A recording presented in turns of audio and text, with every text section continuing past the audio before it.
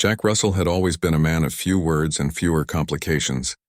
At 40, his weathered hands spoke of decades working cattle under Wyoming's unforgiving sky, and his lined face told stories of winters that could break a man's spirit and summers that could steal his hope.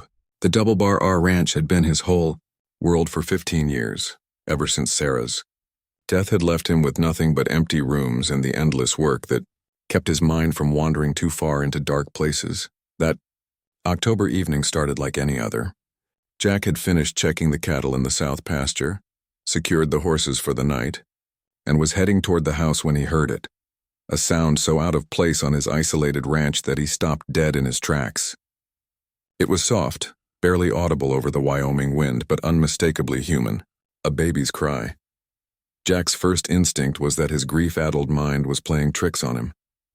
He'd been alone too long, worked too hard, spent too many evenings talking to Sarah's photograph instead of living people. But as he stood frozen in the gathering dusk, the sound came again, weak, desperate, and definitely real.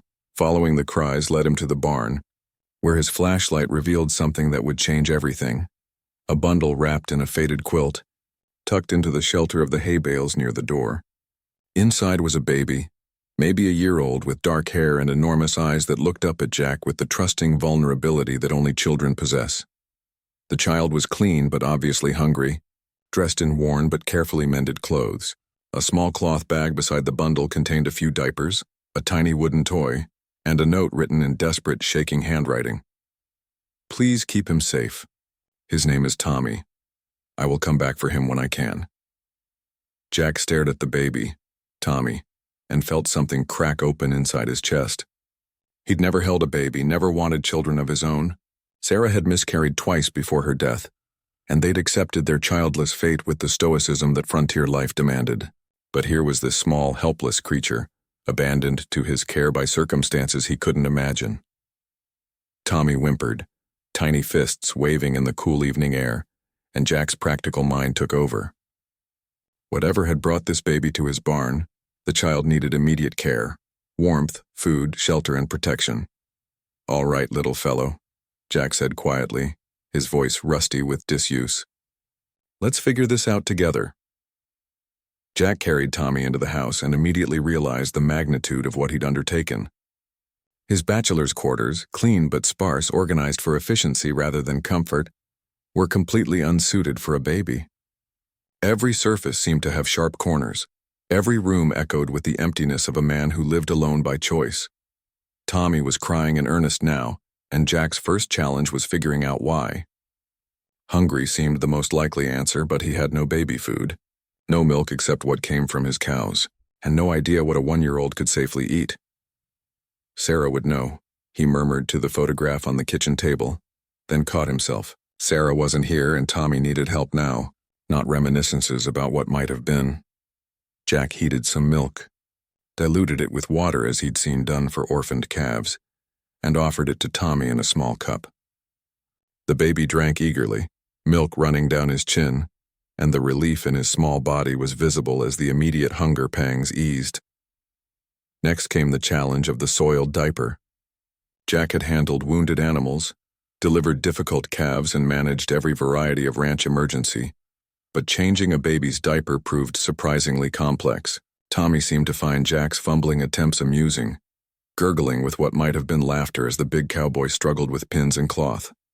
"You think this is funny, do you?" Jack asked, and Tommy responded with a toothless grin that made something warm unfold in Jack's chest. As the night progressed, Jack discovered that caring for a baby involved constant vigilance. Tommy would fall asleep, and just as Jack began to relax, the child would wake crying, hungry again or uncomfortable, or simply needing the comfort of human presence. By midnight, Jack had made a decision. If he was going to care for this baby properly, even temporarily, he needed proper equipment. Tommy deserved better than makeshift arrangements and improvised solutions.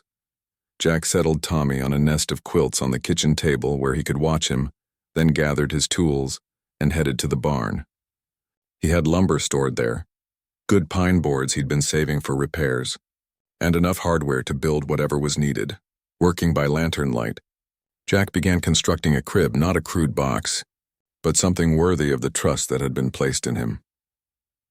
The crib took shape slowly through the long Wyoming night. Jack worked with the same careful attention he brought to everything, measuring twice, cutting once, fitting joints with the precision of a man who understood that good work lasted. But this was different from his usual projects. This wasn't just functional construction. This was an act of faith, a promise made in wood and nails. Tommy dozed fitfully on his quilt nest, waking periodically to watch Jack work. The baby seemed fascinated by the rhythm of hammer and saw, the steady movements of a man accustomed to creating something from nothing. When Tommy fussed, Jack would pause his work to offer diluted milk or simply talk in the low, steady voice he used with skittish horses. "Your mama must have been desperate to leave you here," Jack said quietly, sanding the crib rails smooth. "Takes a lot of courage to trust a stranger with what matters most to you." As dawn approached, Jack found himself wondering about the woman who'd written that note. Young, from the handwriting, scared certainly, but caring enough to leave her child somewhere safe rather than risk whatever danger had driven her to such extremes. The finished crib was sturdy and well made, with rails high enough to keep Tommy safe but spaced properly for little hands to grip. Jack had carved simple designs into the headboard. Nothing fancy, just the kind of detail work that came naturally to hands that understood wood. He'd even fashioned a small mattress from hay wrapped in clean canvas and covered with one of Sarah's spare quilts. Tommy seemed to approve of his new bed, settling into it with the contentment of a child who felt safe and cared for. As the baby finally fell into peaceful sleep, Jack sat beside the crib and felt something he hadn't experienced in years, a sense of purpose beyond his own survival. The sun was just touching the horizon when Jack heard the sound of approaching hoofbeats. He rose quietly, not wanting to wake Tommy, and moved to the window. A lone rider was approaching the ranch, small, slight, riding with the urgency of someone driven by desperation. Even from a distance, Jack knew this had to be Tommy's mother. Something in the way she sat her horse, the direction she'd come from, the early hour of her arrival, it all pointed to a woman who'd spent the night agonizing over the choice she'd made. Jack checked on Tommy one more time, then walked outside to meet whatever was coming. The woman was young, maybe 20, with dark hair escaping from a worn bonnet and eyes red-rimmed from crying. Her dress was travel-stained, and her horse showed signs of hard riding, but she carried herself with a dignity that spoke of inner strength. She dismounted before Jack could reach her, stumbling slightly with exhaustion but immediately scanning the ranch yard with eyes that held both hope and terror. "My baby," she said, her voice breaking. "I left my baby here last night. Please, is he—" "He's safe," Jack said immediately.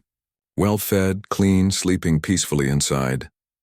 The woman's knees nearly gave out with relief, and Jack instinctively stepped forward to steady her.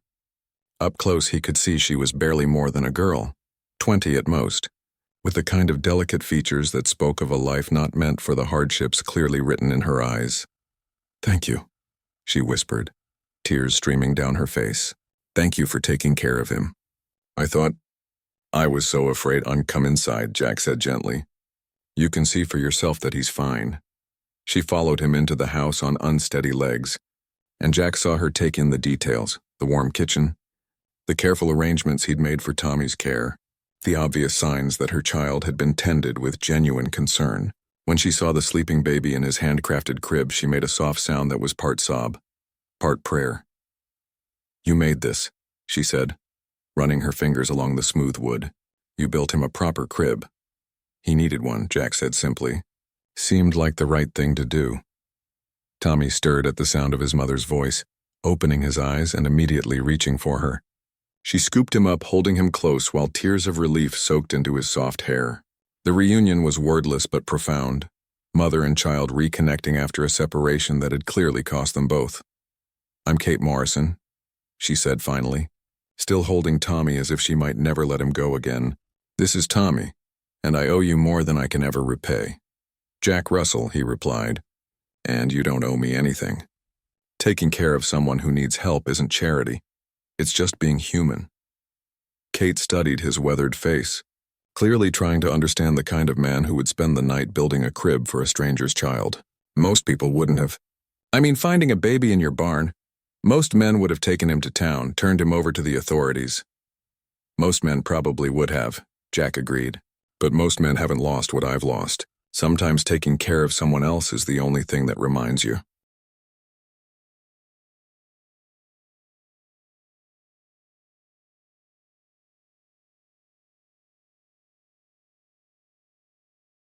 There was something in his voice that made Kate look at him more carefully. She saw the photograph on the kitchen table, the carefully maintained house that showed a woman's influence despite the obvious absence of feminine presence, the quiet grief that lived behind his kind eyes. "You lost someone," she said softly. "My wife, Sarah. 3 years ago." Jack's voice was steady, but Kate heard the pain that time had softened but not erased. This was her dream. Children in this house, family around this table. She never got to see it. Tommy had settled contentedly in his mother's arms, but his eyes kept returning to Jack, as if recognizing the man who'd cared for him through the night. Kate noticed the way her son reached toward Jack, the trust already established between them. As the morning sun filled the kitchen with golden light, Kate found herself sitting at Jack's table, holding Tommy while the cowboy prepared breakfast with surprising competence. She watched him move around the kitchen, economical, careful, used to caring for himself but clearly making extra effort for guests. "You don't have to feed us," Kate said quietly. "I should take Tommy and go. You've already done so much." Jack paused in his coffee preparation, looking at her with eyes that had learned to read people as well as he read weather and livestock. "Where would you go?" The question hung in the air between them, and Kate's silence was answer enough. She had nowhere to go, or she wouldn't have been desperate enough to leave her baby with a stranger. "I'm not trying to pry," Jack continued gently, "but a woman doesn't leave her child in a barn unless she's running out of options. And if you had somewhere safe to go, you'd already be there." Kate's arms tightened around Tommy, and Jack saw the same protective instinct that had driven her to trust a stranger with her most precious possession. "His father?" she began, then stopped, struggling with words that clearly carried pain. "You don't have to tell me anything you don't want to," Jack assured her. "But if you're in some kind of trouble, maybe I can help." "Why?" Kate asked, studying his face. "You don't know me, don't know anything about my situation. For all you know, I could be running from the law." Jack smiled slightly, the first genuine expression of humor Kate had seen from him. "Are you?" "No," Kate said immediately. "But you couldn't have known that." "Actually, I could," Jack replied, setting a plate of eggs and bacon in front of her. "A woman running from the law doesn't leave a note with her baby. She doesn't dress him in clean, mended clothes or pack him a bag with everything he needs. She doesn't spend time making sure he's comfortable before she disappears." He poured coffee for both of them, his movements deliberate and calming. "What you did took the kind of desperate love that only a good mother feels. Everything about how you left him told me exactly what kind of woman you are." Kate felt tears threaten again. It had been so long since anyone had seen her as anything other than a burden, a problem to be solved or avoided. "Tommy's father left when I told him I was expecting," she said quietly. "Said he wasn't ready for that kind of responsibility. I thought I could manage on my own, but—" She gestured vaguely, encompassing all the difficulties of trying to raise a child alone on the frontier. "I've been working as a seamstress in Cheyenne, but the work is irregular, and Tommy needs so much care. When I couldn't make rent, my landlord suggested alternative arrangements for payment." Jack's jaw tightened, but his voice remained gentle. "So you left." "I left with what we could carry and hoped I'd find something better somewhere else. But Tommy got sick on the road, and I spent the last of our money on medicine. By the time we reached your area, I was desperate. I saw your ranch and thought, maybe someone kind lived here." Jack listened to Kate's story without judgment, his weathered hands wrapped around his coffee cup as if drawing warmth from more than just the ceramic. Tommy had finished eating and was now playing contentedly with a spoon, banging it against the table with the serious concentration that only toddlers could muster. "What's your plan now?" Jack asked quietly. Kate's smile was brittle with false confidence. "Find work in the next town, I suppose. There's always need for seamstresses, and Tommy's good with strangers.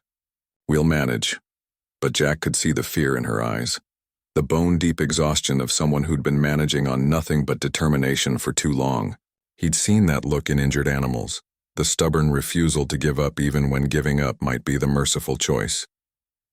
"I have a different idea," he said carefully. Kate's eyes sharpened with wariness. In her experience, men's ideas usually came with prices she couldn't afford to pay. This ranch needs work I can't handle alone, Jack continued, apparently oblivious to her tension. The house needs a woman's touch, proper cooking. Someone to tend the vegetable garden Sarah planted but I've been neglecting. And winter's coming. I'll need help preserving food, mending clothes, keeping the house warm. He gestured around the kitchen at the evidence of a man living alone. I'm good with cattle and horses, but I burn half the meals I cook, and I haven't properly cleaned these rooms since Sarah died. It's not fitting work for a guest, but if you were staying... Kate stared at him, trying to understand what he was offering. You're suggesting I work for you? As a housekeeper? I'm suggesting a partnership, Jack said. You and Tommy need a home. I need help running this place properly. You'd have your own room, fair wages, and all the security you can handle. Tommy would have space to grow, good food, and as much stability as you can give him. The offer was so generous, so unexpected that Kate felt immediately suspicious. What would you expect in return? I mean, besides the housework? Jack's face colored slightly, but his voice remained steady. Nothing you weren't willing to give freely. This would be a business arrangement, Kate. You'd work for wages, not other considerations. Kate studied his face, looking for the catch, the hidden expectation, the inevitable demand that would make this offer as dangerous as every other opportunity she'd been presented with. Instead, she saw only the same quiet kindness that had led him to spend the night building a crib for a stranger's child. Tommy chose that moment to reach toward Jack, babbling something that sounded almost like Jack, but was probably just happy nonsense. Jack smiled and gently touched the baby's cheek with one calloused finger. He likes you, Kate observed. Smart boy, Jack replied. Knows a good deal when he sees one. Kate spent the morning exploring the ranch while Jack tended to his usual chores. Tommy balanced on her hip as she took inventory of what would become their new world if she accepted Jack's offer. The house was solid, well built, but clearly showed signs of a man living alone. Functional rather than comfortable, maintained but not loved. The kitchen had good bones but needed organization. The parlor was dusty and unused, furnished with furniture that spoke of happier times but covered now with the neglect of grief. Upstairs, she found what had obviously been the master bedroom, still containing feminine touches that Jack hadn't had the heart to remove, and a smaller room that would be perfect for Tommy. Outside, the ranch showed the same pattern, excellent infrastructure maintained by a man who understood the work but had lost the joy in it. The vegetable garden was overgrown but salvageable. The outbuildings were solid, the corrals well designed, the whole operation speaking of prosperity managed with care. What do you think? Jack asked when she returned to the kitchen for lunch. Tommy was napping in his new crib and Kate found herself studying the craftsmanship again. Every joint was perfect, every surface smooth as silk. This wasn't the quick construction of necessity. This was the work of a man who cared about doing things right. You built this to last, she said quietly. Everything I build is meant to last, Jack replied. No point in doing something halfway. Is that your philosophy about people too? Jack considered the question seriously. I've never had occasion to find out. Sarah and I, we grew up together, knew each other all our lives. This, offering a home to someone I just met. It's new territory for me. Kate appreciated his honesty. It's new for me too. I've been on my own since Tommy's father left. Learning to trust strangers isn't something I'm good at. Trust has to be earned, Jack said. I'm not asking you to trust me completely right away. I'm just asking you to stay long enough to see if this arrangement works for both of us. Tommy stirred in his crib, making soft baby sounds that indicated he was waking up happy. Kate went to him automatically, lifting him with the practiced ease of single motherhood, and found herself imagining what it would be like to not have to worry about where they'd sleep tomorrow night, or how she'd pay for his next meal. If I stayed, she said carefully, what would you expect? Day to day, I mean. Honest work for honest wages, Jack replied. Cooking, cleaning, tending the garden, help with preserving food for winter, maybe mending clothes and organizing the household supplies. Nothing you couldn't do and nothing that would keep you from caring for Tommy. He paused, then added, and company. It's been quiet here since Sarah died. Too quiet. Having people in the house again. Having life in these rooms. That would be worth more than any work you could do.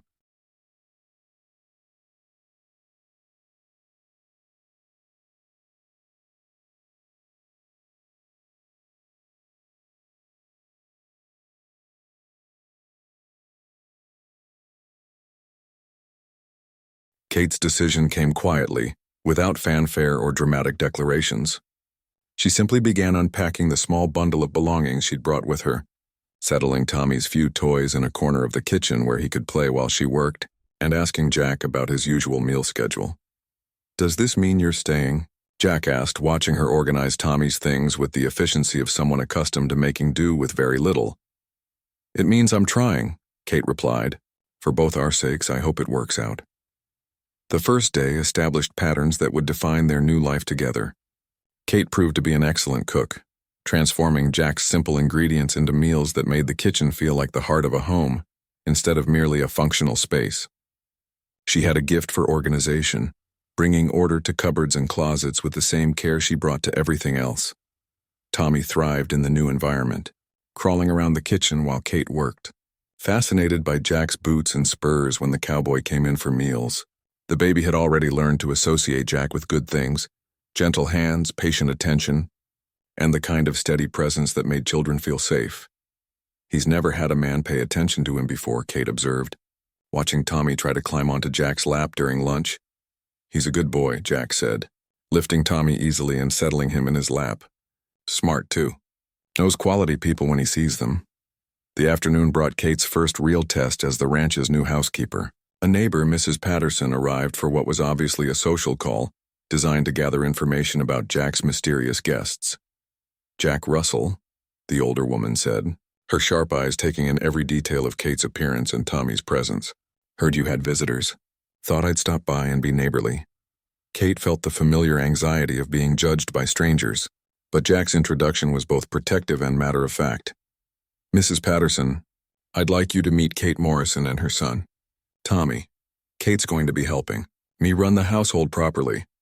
Mrs. Patterson's eyebrows rose at the words "helping me run the household," but her expression softened when she saw how gently Jack handled Tommy and how comfortable the baby was with him. "Well," she said finally, "it's about time someone brought some life back to this place. Sarah always said this house was meant for children." The visit passed without incident, but Kate recognized it for what it was: the first of many evaluations she'd face as the newest member of the small Wyoming community. Her acceptance here would depend not just on her work, but on how well she fit into the complex social fabric that bound frontier neighbors together. That evening, after Tommy was asleep and the kitchen clean, Kate and Jack sat on the front porch watching the sunset paint the Wyoming sky in shades of gold and crimson. "Mrs. Patterson seemed nice," Kate said carefully. "She's a good woman, but she takes her role as community gossip seriously," Jack replied. "By tomorrow, everyone in the county will know about you and Tommy. Does that worry you?" Jack considered the question. "Not worry exactly. But people will have opinions about a young woman and a baby living in a bachelor's house. Some of those opinions might not be kind." Kate felt the familiar chill of judgment and whispered assumptions. "If having us here causes problems for you, Kate," Jack's voice was firm but gentle, "let me be clear about something. I offered you a home because it was the right thing to do. I don't make decisions based on what other people think, and I don't break promises because gossips get their feathers ruffled." In the growing darkness, Kate felt something she'd almost forgotten: the security of knowing someone was truly on her side. The first test of Jack's resolve came sooner than expected. 3 days after Kate's arrival, Reverend Matthews appeared at the ranch with the unmistakable bearing of a man on a mission of moral inquiry. He was accompanied by Harold Finch, a prominent rancher whose stern expression and formal posture suggested this was not a social call. Kate saw them coming and felt her stomach knot with familiar anxiety. She'd been through this before: the suspicious questions, the barely concealed accusations, the assumption that any unmarried woman living in a man's house must be engaged in impropriety. "Jack," Reverend Matthews said without preamble, "we need to talk about your situation here." "What situation is that, Reverend?" Jack's voice was pleasant but carried an edge that made both visitors shift uncomfortably. Harold Finch stepped forward, his chest puffed with self-importance. "A young woman, unmarried, living in your house with a child. It doesn't look proper, Jack. People are talking." "People always talk, Harold, usually about things that aren't their business." Kate stood in the kitchen doorway, Tommy in her arms, watching the confrontation unfold.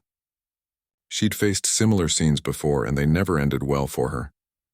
Part of her was already calculating escape routes, wondering if she could gather their belongings and disappear before the situation destroyed the fragile security they'd found.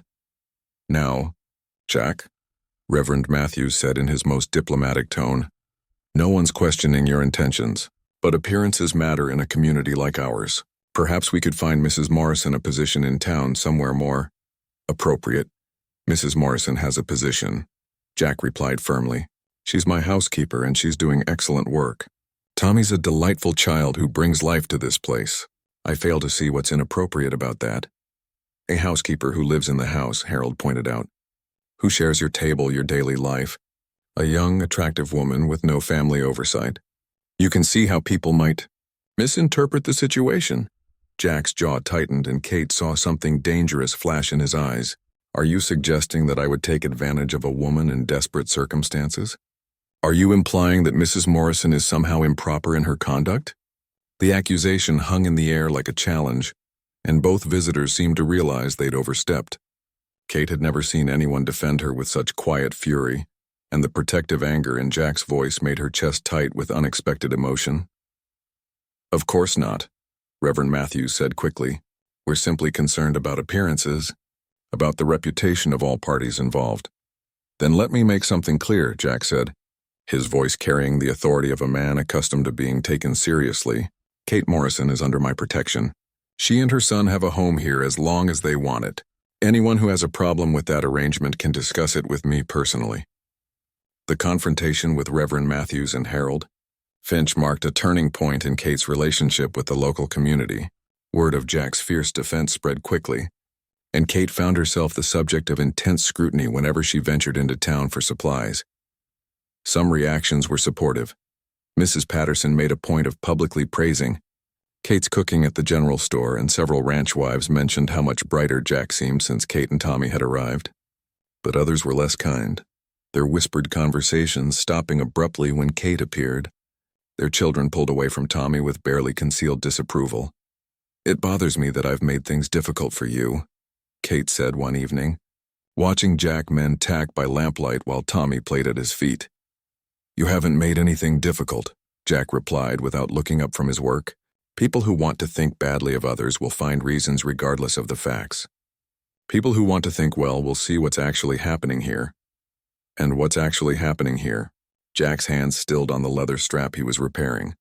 A woman and her child have found safety and stability. A house that was dying from emptiness has come back to life. A man who'd forgotten what it felt like to have purpose has remembered why he built this place. He looked up at Kate, his weathered face serious in the lamplight. What's happening here is good. Kate, whatever anyone else thinks about it. Tommy had crawled over to Jack's chair and was now attempting to climb the cowboy's leg with the determined persistence of a 1-year-old on a mission. Jack lifted the baby effortlessly, settling him on his lap where Tommy immediately began investigating the fascinating buttons on Jack's shirt. He thinks you belong to him now, Kate observed with a smile. Smart boy, Jack replied, gently redirecting Tommy's grabbing hands away from his shirt pocket. Knows a good thing when he sees it.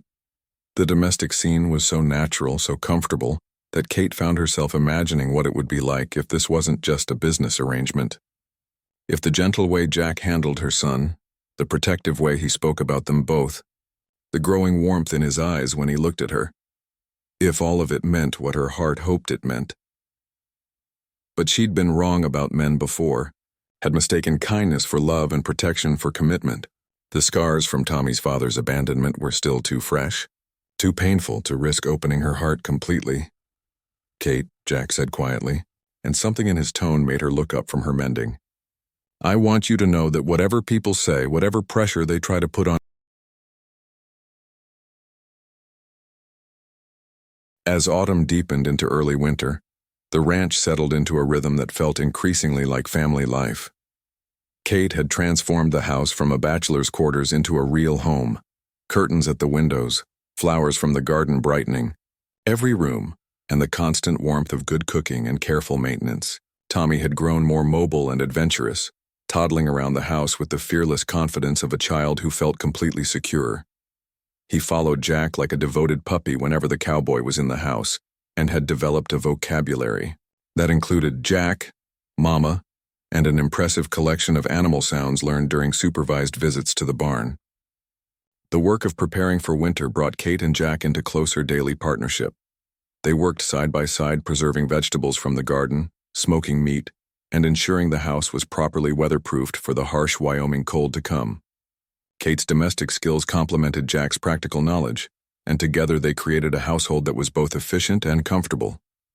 "You've made this place feel like Sarah always dreamed it would," Jack said one evening, watching Kate read to Tommy by the fireplace. The scene was so perfect, so much like the domestic happiness he'd thought was lost to him forever, that it made his chest ache with unexpected longing. "She would have done it better," Kate replied, but without the self-deprecation that had marked her early days at the ranch. She'd grown confident in her abilities, secure in her place here, and the change was visible in everything from her posture to the way she smiled. "Maybe," Jack conceded, but she would have loved seeing Tommy grow up in this house, loved watching him discover the world. She always said children belonged here. Tommy had fallen asleep in Kate's lap, his small body relaxed with the complete trust that only children could offer. Kate looked down at her son, then at Jack, and felt her heart contract with a dangerous emotion. Somewhere between that first desperate night and now, this had stopped being an arrangement and started being something else. Something that felt suspiciously like the family she'd never dared to hope for. "Jack," she said quietly, "what happens when spring comes? When the immediate need for winter preparation is over and the household is running smoothly?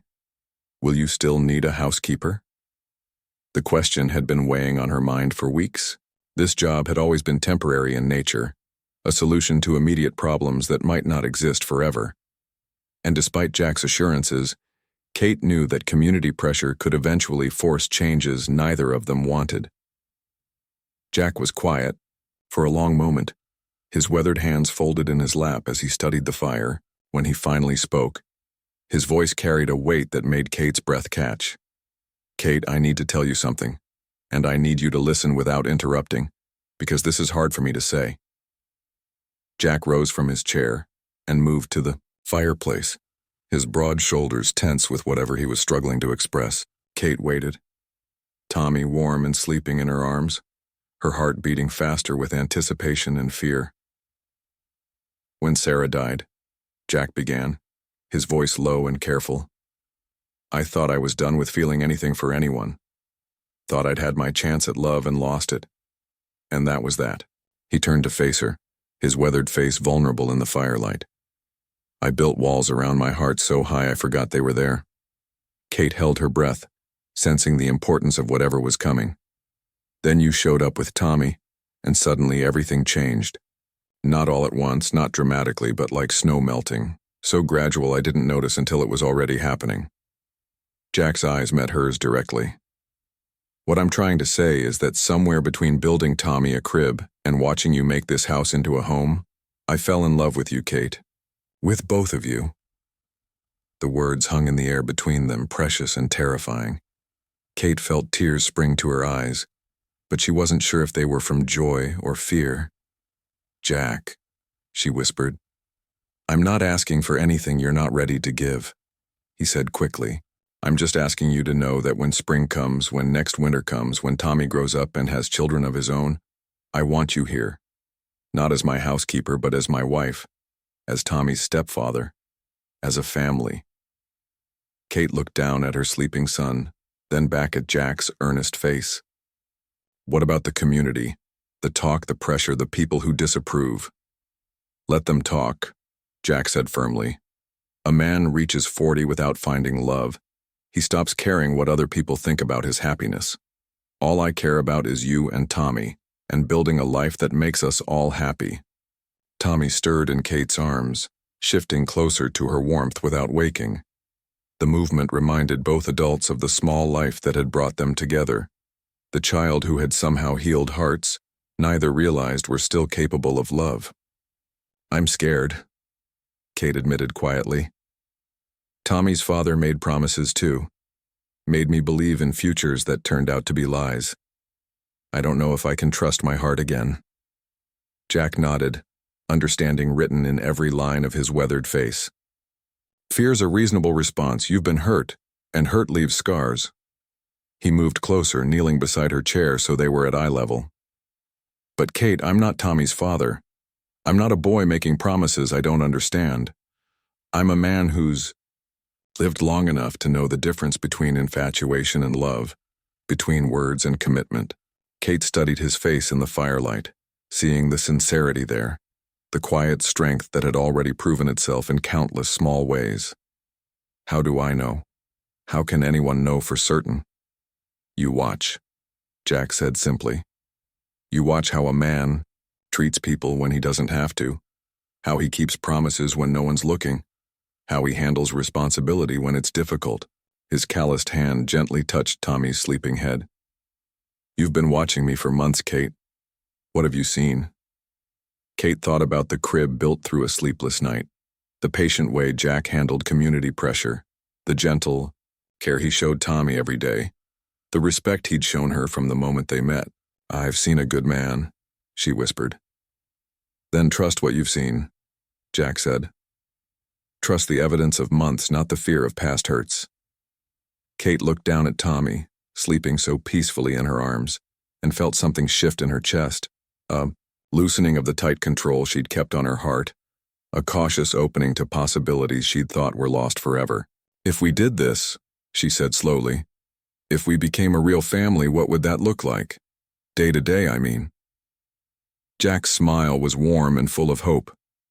It would look like what we've already been building.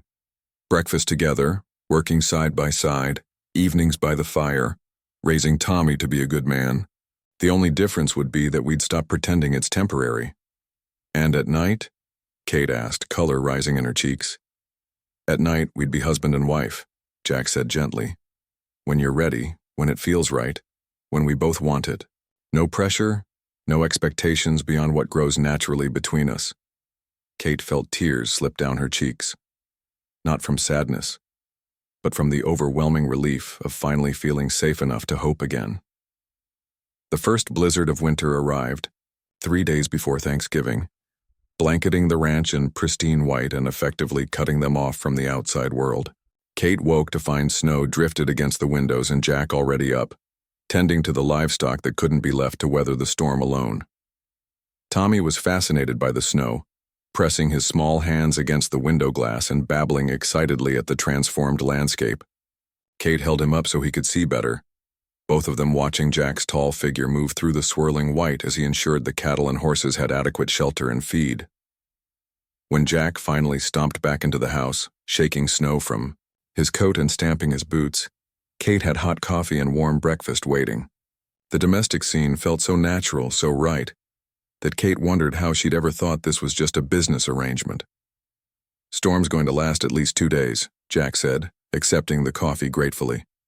We're snowed in proper. Is that a problem? Kate asked, though being confined to the house with Jack and Tommy felt more like a gift than a hardship. Not a problem at all, Jack replied, his eyes warm as they met hers. Means we get to play family without any outside interference. The enforced isolation proved to be exactly what they needed. With no ranch work beyond basic animal care, no visitors to worry about, and no community pressures to navigate, they settled into a rhythm of quiet intimacy that felt like a preview of the life they could build together. Jack taught Tommy to stack wooden blocks, his big hands gently guiding the toddler's small ones. Kate mended clothes while Jack read aloud from the few books in the house, his deep voice bringing stories to life in the lamplight. They cooked together, played simple games, and talked about everything from Kate's childhood to Jack's dreams for expanding the ranch. On the second evening of the storm, after Tommy was asleep and they sat by the fire with the comfortable closeness of people who'd stopped pretending they were just friends, Jack pulled something from his pocket. Kate, he said, his voice nervous in a way she'd never heard before, I have something for you.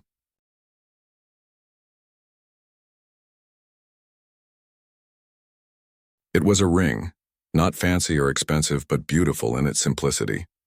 A gold band with a small diamond that caught the firelight like a captured star. It was Sarah's, Jack said quietly. She'd want it to go to someone who would love this place and make it a real home. Someone who would raise children here and fill these rooms with happiness.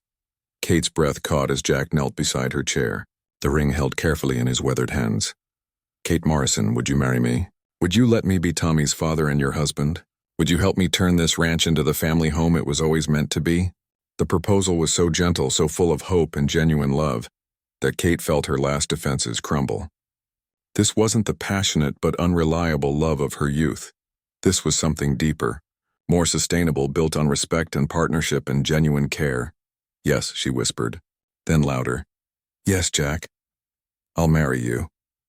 The ring slipped onto her finger as if it had been made for her. And when Jack kissed her, Kate tasted the promise of a future she'd never dared to believe in.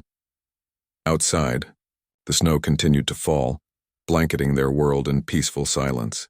Inside by the warm fire, two people who'd found each other against all odds planned a wedding that would transform a house into a home and an arrangement into a love story that would last